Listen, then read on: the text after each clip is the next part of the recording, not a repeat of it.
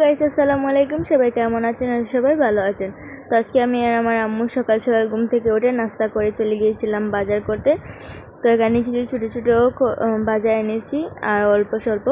তো চলেন কী কী এনেছি সেটা আপনাদের সাথে শেয়ার করি। তো প্রথমে তো দেখতেই পেলেন কী কী এনেছি। তারপর এখানে দেখেন 2টা টিস্যু, তারপর চিনি, শ্যাম্পু, তেল, আলু, মুড়ি, বিস্কুট, দুধ, মানে মিল্ক পাউডার, তারপর ধনিয়ার গুঁড়া, মরিচের গুঁড়া, হলুদের গুঁড়া, শুকনা মরিচ, তারপরে 2টা বল সাবান, হুইল পাউডার, তারপর পেঁয়াজ, রসুন, তারপর এখানে আছে দেখেন ধনিয়া পাতা, তারপরে এদিকে আছে কাঁচা মরিচ, আর ওপর দিকে আছে কলমি শাক। তো কলমি শাক কিন্তু আমি আর আমার আম্মু অনেক বেশি পছন্দ করি।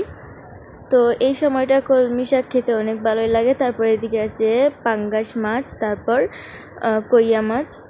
তো এই 2টা মাছ আম্মু বাজার থেকে মানিয়ে নিয়ে এসেছেন, কেননা যেদিন বাজার করেন সেই দিন কিন্তু অনেকটাই লেট হয়ে যায়, মানে এগুলো মাছ বানাতে গেলে কিন্তু আরও বেশি লেট হয়। তারপর মাছগুলোকে ভালো করে ধুয়ে, তো দেখেন এগুলোকে ভালো করে প্যাক করে নিয়েছেন ফ্রিজে ঢুকানোর জন্য।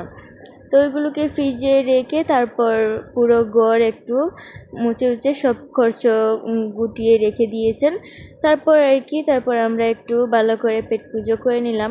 তো আজকে আমাদের ভিডিওটি আপনাদের কাছে কেমন লেগেছে অবশ্যই কিন্তু কমেন্টে জানাতে ভুলবেন না।